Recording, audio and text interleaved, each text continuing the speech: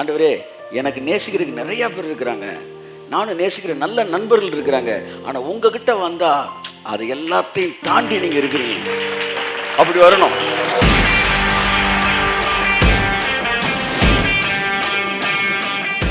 தேவனுக்கு உங்களை அருகில் வைத்துக் கொள்வதற்கு பரிசுத்தம் தேவை அல்ல. உங்கள் இருதயத்தை திடப்படுத்திக் கொள்ளுங்கள். 2வது அந்த வார்த்தையை சொல்ல மாட்டேன், ரீப்ளே பண்ணி கேட்டுக்காங்க. ஆனால் பரிசுத்தத்திற்கு தேவன் தேவையா இருக்கிறார். தெரிஞ்ச மட்டும் கைது தாமே.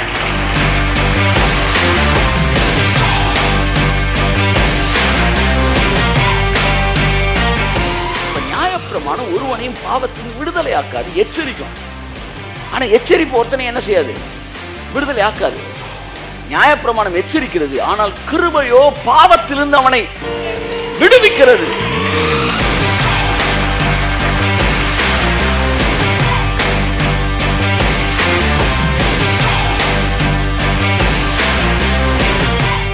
தேவன் வந்த பிறகு பரிசுத்தம் வருதா, இல்ல பரிசுத்தம் வந்த பிறகு தேவன் வராதா?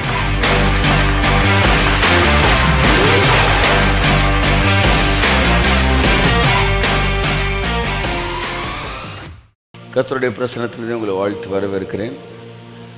தேவனுடைய பிரசன்னம் நம்மை மறுரூபப்படுத்துகிற ஒரு இடமாக இருக்கிறது. ஒரு நிமிஷ பொழுதிலே நாம் எல்லோரும் மறுரூபமாவோம். ஸோ தேவனுக்கு நம்முடைய எண்ணங்கள், நம்முடைய விருப்பங்கள் எல்லாவற்றையும் மாற்றுவதற்கு ஒரு நிமிடம் போதுமானதாக இருக்கிறது. ஸோ ஒரு இமைப்பொழுதிலே நாம் மறுரூபமாக்கப்படுவோம். ஆமென். ஸோ கிறிஸ்தவ வாழ்க்கை என்பது நீங்கள் எதிர்மறையான காரியங்கள்லாம் விட்டு நேர்மறையான விஷயத்தை நோக்கி கடந்து வருவதல்ல. நேர்மறையான விஷயங்களினாலே எதிர்மறையானவைகள் விழுங்கப்படுகிற ஒரு வாழ்க்கை. தீமையானது நன்மையினால் விழுங்கப்பட வேண்டும். தீமைனா என்னன்னே தெரியாத ஒருத்தன் வந்து இட்ஸ் குட்,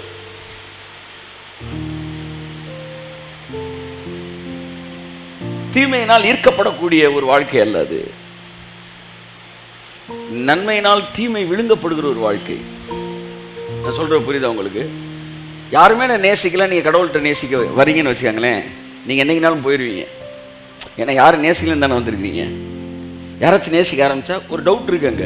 ஆனா எல்லாரும் என்ன நல்லா நேசிக்கிறாங்க சார், அதை தாண்டி நான் உங்களை நேசிக்கிறேன் அப்படின்னா அவன் போகவே மாட்டான் சார். நான் சொல்ற புரியுதா? அதனால யாருமே நான் நேசிக்கல, உங்கள்கிட்ட வரேன்றாங்க பாருங்க, நான் ஃபுல்லா செகண்ட் கிளாஸ்.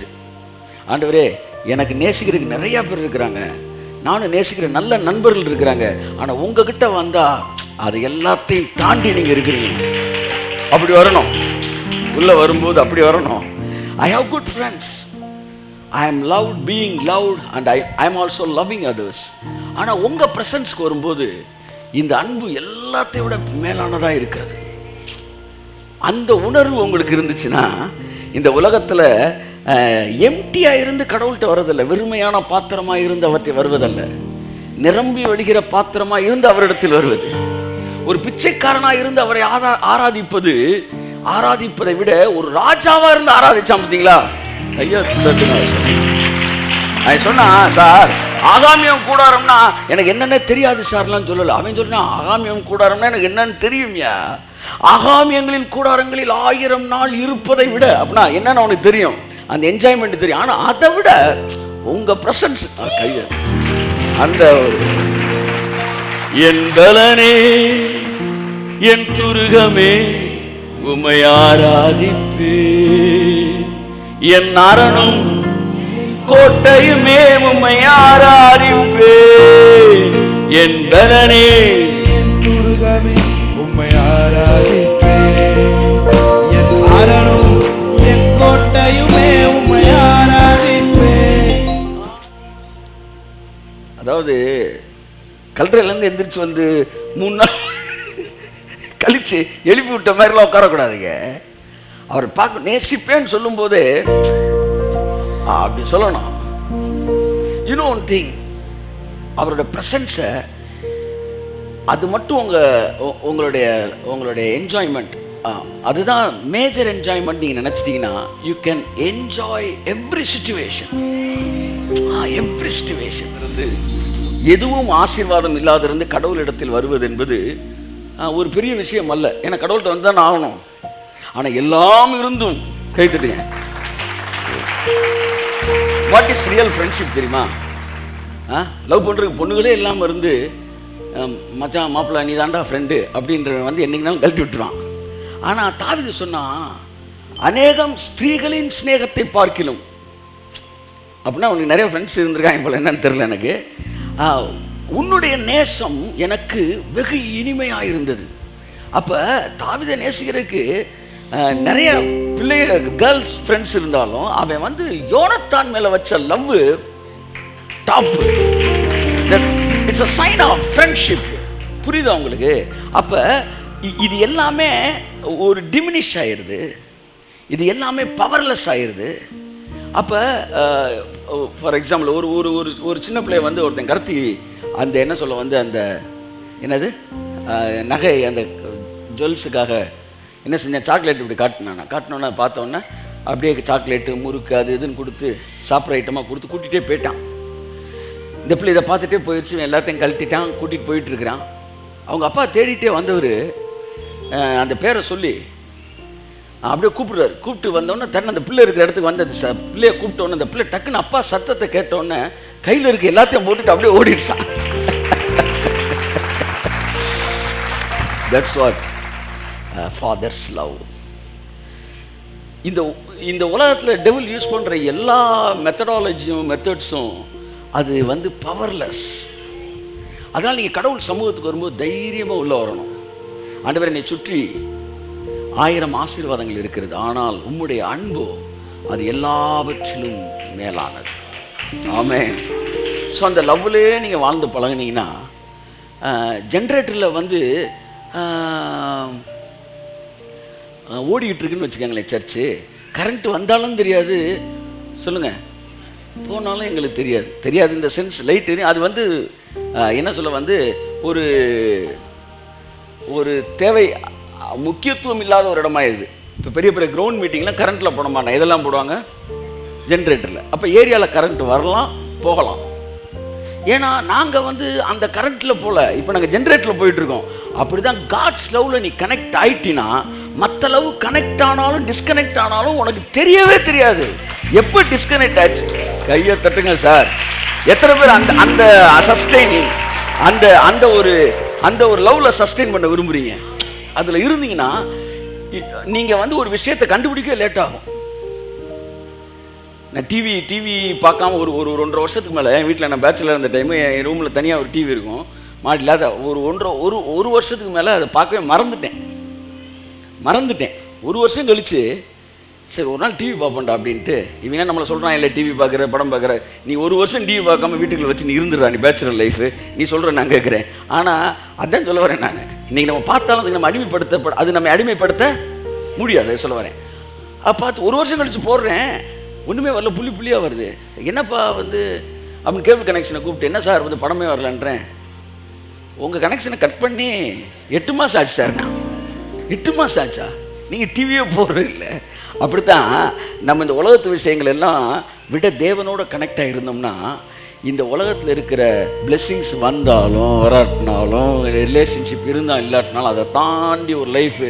என் நினைவும் என் ஏக்கமும் என் வாஞ்சையும் நீரே, என் துணையும் என் தஞ்சமும் என் புகலிடம் நீரே.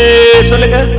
என் நினைவும் என் ஏக்கமும் என் வாஞ்சையும் நீரே, என் துணையும் என் தஞ்சமும் என் புகலிடம். கையை தட்டு. பெட்டி நல்லா எழுதியிருக்கிறாப்ல, சூப்பர். என் நினைவும் சொல்லுங்க, என் ஏக்கமும் என் வாஞ்சையும் நீரே, என் துணையும் என் தஞ்சமும் புகலிடம் நீரே. ஆமென், ஆமென், ஆமென், ஆமென். ஹல்லேலூயா. So confirm your love, establish your conscience. When you come to the presence of the Lord, தேவனுடைய பிரசன்னத்திற்கு வரும்போது உங்களுடைய தேவனுக்குள் நீங்கள் வைத்திருக்கிற அன்பை, தேவன் உங்கள் மீது வைத்திருக்கிற அன்பை உறுதிப்படுத்தினவர்களாக அவருடைய சமூகத்தில் வந்து கர்த்தர். ஓகே, ஒரே ஒரு வார்த்தை உங்கள் மத்தியில் தியானிக்க நான் விரும்புகிறேன். சங்கீதம் 65 அதிகாரத்தை எடுத்து வைத்துக் கொள்வோம். ஆக்சுவலாக இன்னைக்கு the symptoms of pharisaism, the pharisaic attitudes towards the word of God, religious mindset. I call it Pharisaism, the symptoms of Pharisaism. அது பரிசேயத்துவத்தின் சிம்டம்ஸ். அதாவது இருமல் வந்துக்கிட்டே இருந்தால் உங்களுக்கு இந்த சிம்டம் சார், இது வந்து காய்ச்சலுக்கான, ஃபீவர் அடித்த டெங்குக்கான சிம்டம்ன்றான் இல்லை. பல நேரங்களில் நமக்குள்ளே இந்த ஃபாரிசாயிசம், பரிசேயத்துவம் அப்படின்ற அந்த ஒரு விஷயத்தோட சிம்டம்ஸ் எல்லாம் நமக்கு வெளிப்படும். அந்த சிம்டம்லாம் சொன்னால் நீங்கள் அந்த வியாதி வந்திருக்கா இல்லையா கண்டுபிடிச்சிக்கலாம். அப்படி ஒரு 5 சிம்டம்ஸ் எழுதிட்டு வந்தேன். இதெல்லாம் நமக்குள்ளே இருக்கா, இருந்துச்சுன்னா சந்தேகமே இல்லை, நம்ம பரிசேயத்துவம் நம்மள்ட்ட இருக்குது. நம்ம 21ஆம் நூற்றாண்டின் பரிசேயர்கள். அதாவது நம்ம வந்து அடுத்த ஜென்மத்தில் திரும்ப பிறந்திருக்கிறோம். இயேசு அடுத்த ஜென்மத்தில் பிறந்திருக்காரு. அதான் நம்ம எல்லாரும் கைத்தட்டுங்க. அப்போ இவர் அடுத்த ஜென்மத்தில் பிறந்திருக்காருன்னா, ஹீரோ பிறந்திருக்காருன்னா வில்லன் பிறப்பாங்க இல்லை, வில்லன் பிறப்பாங்க, சைடு ஆக்டர் பிறப்பாங்க, அப்புறம் துரோகிகள் வந்து யூதாஸ் எல்லாருமே பிறந்திருப்பாங்க. இப்போ இது வந்து ஒரு ஜென்ம பகை, அது திரும்ப வந்து கண்டினியூ ஆகுது அந்த மாதிரி. அப்போ ஃபாரிசாயிசம் அப்படின்றது என்னன்னா பரிசேயத்துவம். இதை பற்றி ஒரு நாள் எடுக்கின்றது. ஓநாயின் 9 குணங்கள்னு ஒரு தடவை தமிழில் டைட்டில் போட்டிருந்தேன். சரி, லெட்ஸ் ஒரு ஆவியான ஒரு இது வந்து ஒரு டீச்சிங் செஷன் என்ன வேணாலும் எடுத்துக்கலாம். பட் அதுக்கான ஒரு ஃபுல் புஷ்ஷிங் இருந்தால் அதை எடுத்தால் நல்லாயிருக்கும். எனக்கு இதை எடுத்து நான் ரெடி பண்ணும்போது சரி இன்னொரு நாள் பார்ப்போம் அப்படின்னு. அது அழகான விஷயம். அவர்கள் ஆட்டுத்தோலை போர்த்தி உங்களிடத்தில் வருவார்கள், உள்ளத்திலோ பட்சிக்கிறவன். ஆட்டுத்தோலை தான் போத்திட்டு வரான். எப்போவுமே பரிசேயன் யாருன்னா டிஷர்ட்டை போட்டுட்டு ஜீன்ஸ் பேண்ட்டை போட்டு வரவே மாட்டான். புரியுதா? அது புலித்தோல். ஆட்டுத்தோலை தான் போத்திட்டு வரும். ஆட்டுத்தோல்னா என்னன்னா ரிலீஜியஸ் அவுட்லுக். கையை தட்டு. பயங்கரமான சீக்ரெட் உங்களுக்கு சொல்றேன். பரிசேயன் என்னைக்குமே இந்த பேண்ட் ஷர்ட் இப்படிலாம் வரமாட்டான். ஏன்னா அவன் நம்மளை வஞ்சிக்கிறதுக்கு வந்திருக்கிறான். நம்மளை வந்து தேவனுடைய சத்தியத்திலிருந்து வெளியே இழுத்துட்டு போக வந்திருக்கிறான். அப்போ அவன் வரும்போது புலித்தோலை போத்திட்டு வரமாட்டான். வந்த ஒதுங்கிடுவீங்களே. ஆனால் தீர்க்கதரிசியில் எப்பவுமே கான்ட்ராடிக்டாக தான் இருப்பாங்க. கான்ட்ராஸ்டாக தான் வந்து என்னது அவங்களுடைய லைஃப் ஸ்டைலே வந்து இருக்கும். ஆனால் பரிசேயர்கள் எப்போவுமே ரிலீஜியஸ் அவுட்லுக்கில் இருப்பாங்க. அப்படி வந்து என்ன அவங்க பேசுகிற தோரணை எல்லாம் அப்படியே ரிலீஜியஸாக இருக்குது. எனக்கு மிகவும் பிரியமானவர்களே அப்படி தான் வந்து ஸ்டார்ட் பண்ணுவாங்க. இந்த ஒரிஜினல் காட்ஸு அந்த டிவைன் நேச்சரை அப்படியே ரிஃப்ளெக்ட் பண்ணுவாங்க. ஸோ இப்படி இதெல்லாம் வந்து அதாவது அங்கீகரிக்கப்பட்ட அவுட்லுக்கோடு வருவாங்க. இப்போ நான் வர அவுட்லுக்லாம் நீங்கள் அங்கீகரிக்க முடியாத அவுட்லுக்கு. அப்போ அவன் வந்து அங்கீகரிக்கப்பட்ட அவுட்லுக்கில் வருவான். அதாவது நம்ம வந்து எதுக்காக பிரசங்கிகள் இருக்கிறாங்க? ராங் பீப்புளை ரைட் ஏரியாவை கொண்டு வரதுக்கு தானே. அப்போ ஜனங்கள்லாம் ரைட்டாக இருந்தால் டீச்சிங்னு ஒன்று தேவை இல்லை. ஜனங்கள் ராங்காக இருக்கிறனால ரைட்டு கூட்டிகிட்டு வரும். இப்போ ராங்காக இருக்க பீப்புள்கிட்ட ரைட் டீச்சிங்கை கொண்டு வரும்போது இந்த ராங்காக இருக்கிறவனுக்கு ரைட்டாக இருக்கிறவனை பார்க்கும்போது எப்படி தெரியும்? ராங்காக தெரியும். புரியுதா உங்களுக்கு? ராங்காக தான் தெரியணும். அப்போ தான் அவர் ரைட் டீச்சிங் தானே அவங்க கூட்டிகிட்டு போகிறாருன்னு அர்த்தம். சார் எனக்கு அது ரைட்டாக தெரியுது சார் அப்படின்னா அவர் உங்கள் ஸ்டாண்டர்டில் இருக்காரு, அவரும் தப்பாக இருக்காரு அர்த்தம். ஸோ ஒரு 5-6 சிம்டம்ஸ் சாலிடாக இருக்குது அவங்களுடைய கேரக்டரு. இது மெசேஜ் எடுக்கிறவங்க கூட அப்பப்போ டிப்ஸாக சொல்லிட்டு போயிடலாம். கொசுவை வடிகட்டுகிறீர்கள். ஏன் சொன்னார்? என்ன சொல்லுங்க சொல்லுங்க. கொசுவை வடிகட்டுகிறீர்கள். அதாவது மீச வைக்காத, தலையில் சைடில் வந்து கூடை போடாத, பேண்ட் போட்டிருக்கியா, பேண்ட் போட்டு தான் வந்திருக்கியா, ரைட்டு, ஷூ போட்டிருக்கியா. அவர் சொல்கிறார், டே கொசுடா அதெல்லாம். ஆனால் ஒட்டகத்தை என்ன செஞ்சிடற? விட்டுற. ஒருத்தன் வியாதியில் இருக்கான், கேன்சரில் இருக்கான், சோகமில்லாமல் இருக்கான், அவனை சுகப்படுத்துறது எப்படி, அவனை வந்து கர்த்தருக்குள்ளே கொண்டு வரது எப்படி, அந்த மாதிரி மேஜரான ஏரியாவெலாம் நீ என்ன செஞ்சிடற? விட்டுட்டு ஒன்றுமே இல்லாத கொசுறு விஷயங்களை வந்து 1.5 மணி நேரம் மெசேஜாக எடுத்துக்கிட்டு இருப்பாங்க. ஸோ இது எல்லாமே it is deviation from the light of the lord. தேவனுடைய லைட்லேருந்து வெளியே கொண்டு போகிற unnecessary deviations. என்னை பொறுத்தவரை இந்த நாட்களில் இவைகளுக்கு பதில் சொல்வது கூட வந்து இட்ஸ் அன் யூஸ்லெஸ் திங் அப்படின்னு நான் நினைக்கிறேன். ஸோ இவர்களுக்கு தேவையான ஒரு பேக்கேஜை தனியாக கொடுத்துட்டு வேணும்னே நீ அங்கே போய் பார்த்துக்காப்பா அப்படின்றோம். சில நேரம் ஆவியானவர் ஏவனா மட்டும்தான் அதை பேசிட்டு போயிடணும். பட் வந்து இவங்க யார் என்பதை தோல் உரிக்க வேண்டியது என்பது வேத வசனம் அழகாக வந்து செஞ்சு வச்சுருக்கு. ஸோ கர்த்தர் நல்லவர். அவங்களுக்குள்ள நிறைய அந்த கேரக்டர்ஸ்லாம் இருக்கும். அதில் ஒன்று வந்து இந்த கொசு சம்மந்தப்பட்ட விஷயங்களாக பேசிகிட்டே இருப்பாங்க. நீங்கள் இந்த கொசுவெல்லாம் என்ன செஞ்சிடக்கூடாது, பெருசாக எடுத்துக்கிறாதீங்க. அவங்க வேலையை கொசுவை வடிகட்டி வந்து மேஜரான விஷயங்கள்லாம் விட்டுறது. சொன்னார், நியாயப்பிரமாணத்தில் வந்து மேன்மையானது லவ் தான், லவ்வே விட்டுறீங்க, ஆனால் ஒன்றுமில்ல மேட்டர்லாம் எடுக்கிறீங்க அப்படின்னு. ரெண்டாவது, பரிசேயர்கள் எப்போவுமே ஒருத்தனுடைய தப்பை ரோட்டு கொண்டு வரணும்னு விரும்புவான். எல்லாம் சொல்லுங்கள், ஒருத்தருடைய தவறை ரோட்டுக்கு கொண்டு வந்தால் அவனுக்கு பேர் என்ன? பரிசேயன். 10 பேர் மத்தியில் அதை கொண்டு வரணும் அப்படின்னா பரிசேயன். அப்போ தேவன் என்ன செய்கிறாரு, தப்பு செஞ்ச ஆளை அக்யூஸ் நம்பர் 2ன்னு வச்சுட்டு இழுத்துட்டு வந்தவனா ஆளை அக்யூஸ் நம்பர் 1ன்ட்டார். கல்லறிய வந்தவன் காயமாகி போயிட்டான். அப்போ இவ்வளோ கல்லறின்னு நினச்சப்ப 50 பேரும் மேலே இவர் கல்லறிஞ்சிட்டார், ஓடுங்கடா இல்லை ஓடிட்டாங்க. அப்போ பரிசேயத்துவம்னா என்ன?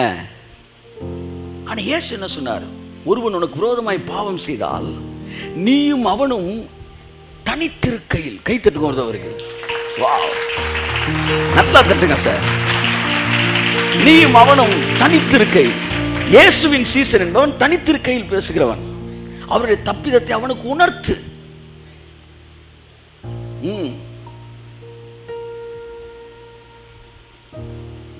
அது ஒரு ப்ராசஸ். அப்ப இவன் என்ன செய்யறான், தனித்திருக்கையில் கிடையாது, அவன் பப்ளிக் கொண்டு வருவான். யூடியூப் கொண்டு வா, ஃபேஸ்புக் கொண்டு வா அப்படின்னாலே அவங்க வந்து பரிசேயர்களோட சுத்தமான நெய்யினால் செய்யப்பட்ட சீடுவீங்க. நம்பியாரு வீரப்பாவோட பிள்ளைக இவங்க எல்லாம். இவங்களை வந்து தெளிவாக நீங்கள் என்ன கண்டுபிடிச்சிட்டு நீங்கள் பாட்டுக்கு என்ன செஞ்சிடணும், நம்ம வேலையை பார்த்துட்டு போயிட்டே இருக்கு. இன்னும் கொஞ்சம் காலம்தான் இந்த மக்கள்லாம் கொஞ்சம் இவங்கெல்லாம் அலசடி போகிறது. அதுக்கப்புறம் இவங்களை வந்து they will not be consider as a person. Okay, so இப்போ நம்ம தெளிவாக இருக்கிறோம். இந்த செய்தியை கேட்குறாங்க, 10,000 பேர் கேட்குறாங்க, அவங்க தெளிவாக இருப்பாங்க. அந்த 10,000 பேர் வந்து 10,000 பேர் ஃபார்வர்ட் பண்ணுவாங்க. அந்த லைட்டு ஜனங்களுக்குள்ளே வந்துடும். டிசைபிள் ஆஃப் ஜீசஸ்னே யார், டிசைபிள் ஆஃப் ஃபாரிசிஸ்னே யார், இவங்க எப்படி வந்து டீல் பண்ணுவாங்க, ஒரு ஆள் அவங்க எப்படி டீல் பண்ணுவாங்க, எதுக்கு முக்கியத்துவம் கொடுப்பாங்க, இதெல்லாம் வந்து நம்ம சைடில் ஒரு ட்ராக்கில் மைண்டில் வந்து கம்ப்ளீட்டாக ஸ்டோர் ஆகிருக்கணும். அப்படி இருக்கும்போது நம்மளுக்குள்ள குழப்பமே இருக்காது. நான் புது ஜனங்களுக்கு சொல்கிறேன், அதை நீங்கள் புரிந்து கொண்டவர்களாக மேலே புரிந்து கொண்டவர்களாக இருக்க வேண்டும். அப்படி இருக்கும்போது நம்ம வந்து ஒரு கான்சியஸ், கில்ட்டி கான்சியஸே இல்லாமல் கர்த்தருடைய வார்த்தையை நோக்கி போயிட்டே இருக்கலாம். கர்த்தருடைய ஆசீர்வாதம். God bless you. இன்றைய நான் வேத வார்த்தைகள் கடன் செல்ல விரும்புகிறேன். சங்கீதம் 65 வசனம் 3-4. ஆமென். 3-4. அக்கிரம விஷயங்கள் என் மேல் மிஞ்சி வல்லமை கொண்டது. தேவரீரோ எங்கள் மீறுதல்களை நிவர்த்தியாக்குகிறீர். We were overwhelmed by sins. நாங்கள் பாவத்தினால் வந்து நிரப்பப்பட்டவர்களாய், மிஞ்சி வல்லமை கொண்டது, அதாவது எங்கள்கிட்ட ஓவர்வெல்மாய் இருக்குது. நீரோ வாசிங்க. தேவரீரோ எங்கள் மீறுதல்களை நிவர்த்தியாக்குகிறீர். You forgave அப்படின்னு இருக்கு. அவர் sins, நம்முடைய எங்கள் பாவங்களை எல்லாம் நீங்கள் மன்னிச்சிடுறீங்க. ஆமென் சொல்லுங்க. மன்னிச்சிட்டீங்க. எவ்வளோ ஒரு ஒரு ஒரு அந்த மன்னிப்புன்ற விஷயத்த, நிறைய விஷயங்களை நம்ம சர்ச்சுக்குள்ளே திரும்ப திரும்ப கேட்டால் அதோட வேல்யூவே தெரியாமல் போகுது. இப்போ இதுக்கெல்லாம் நியூ வெக்காபுலரிஸ் தான் எடுக்கணும்.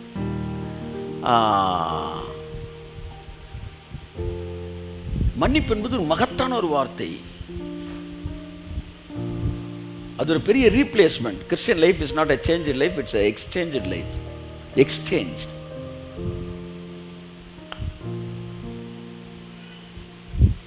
ஸோ இது எல்லாவற்றையும் நீ நிவர்த்தியாக்குகிறீர். நான் ஒரு குற்றம் செஞ்சுட்டேன், ஒரு கொலை செஞ்சுட்டேன். இந்த கொலை செஞ்சுட்டு செத்து கிடக்கிறேன். வில்லனை பார்த்துன்னு இப்போ நான் கதை பேசுகிறேன். ஏன்டா நான் வந்து சண்டே வேணான்னு சொன்னேனடா, கேட்டியா நீ? ஏண்டா கடைசியில் என்னையும் கொலகாரனாக்கிட்டியடா, போங்கடா நீங்களாம் போய் வீட்டில் பிள்ளை குட்டியை படிக்க வைங்கடா, திரும்ப அருவாளை தூக்காங்கடான்னு டைலாக் பேசிட்டு என்ன செய்கிறேன், அந்த வில்லனை பார்த்தே பேசிகிட்டு இருக்கிறேன்.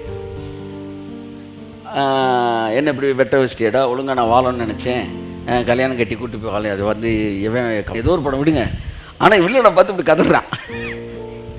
இப்போ என்னடா அனைவன் வாழ்க்கையை நீ ஜெயிலில் தான் இருக்க போகுது. நல்லா கவனி, ஜெயிலில் இருக்கும். அந்த நேரம் பார்த்து ஒருத்தன் மலையாள ஆக்டர், அதுவும் மலையாள ஆக்டர் திடீர்னு வரான். ஒருத்தன் திடீர்னு சைக்கிளில் வந்து போட்டுட்டு வந்து, தம்பி நீ இவ்வளோ நேரம் அழுக வேணாம், அந்த கத்தியை என்கிட்ட கொடு, நீ வாழ வேண்டிய பையன், அந்த கொலை குற்றத்தை நான் ஏற்றுக்கிறேன் அப்படின்னு சொல்லிட்டு கத்தியை கையில் வாங்கிடுறான். இதுக்கு பேர் வெறும் மன்னிப்பு அல்ல. நல்லா புரிஞ்சுக்கங்க.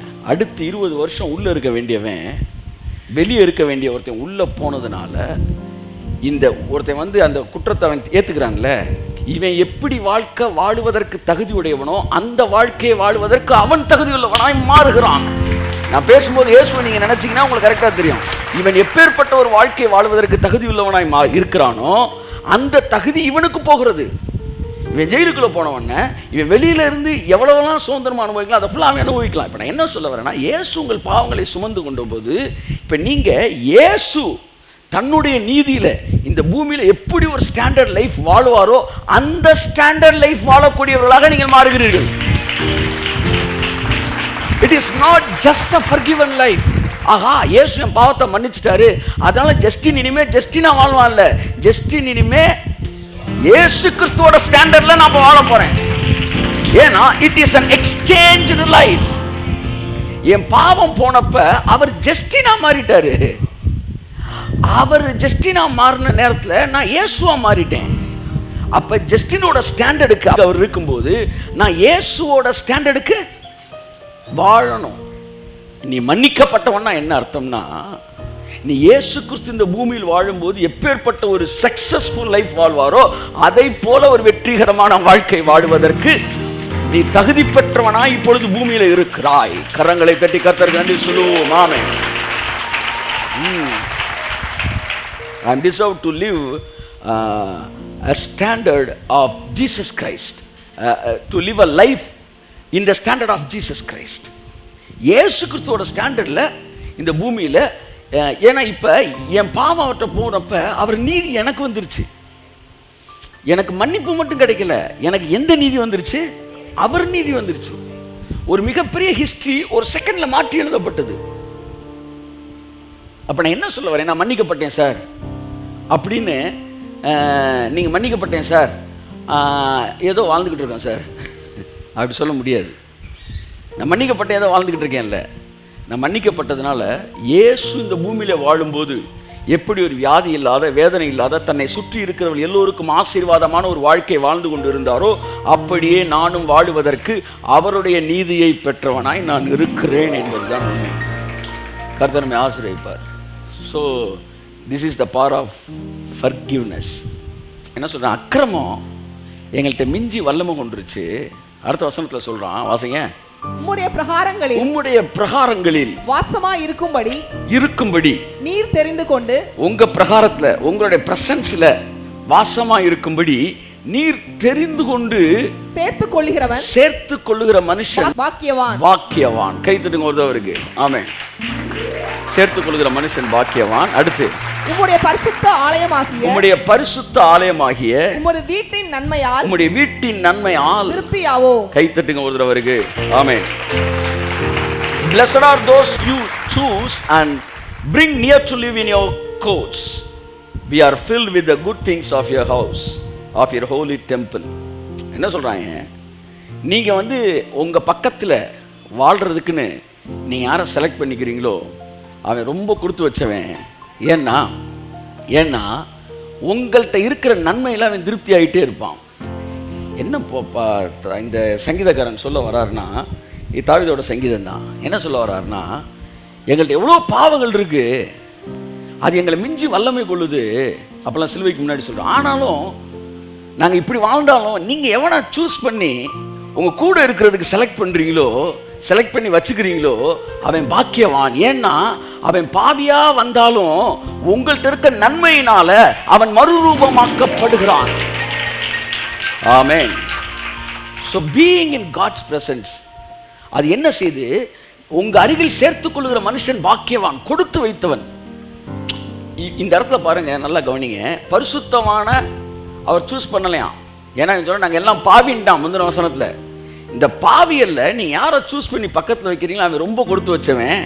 அவன் பாவத்தோடு வந்து உங்கள் சமூகத்தில் இருந்தாலும் உங்களுடைய நன்மையினால, உங்களுடைய ஆசீர்வாதத்தினால, உங்கள்கிட்ட இருந்து வருகிற கதிர்வீச்சினால அவன் மாற்றப்பட்டு கொண்டே இருக்கிறான்.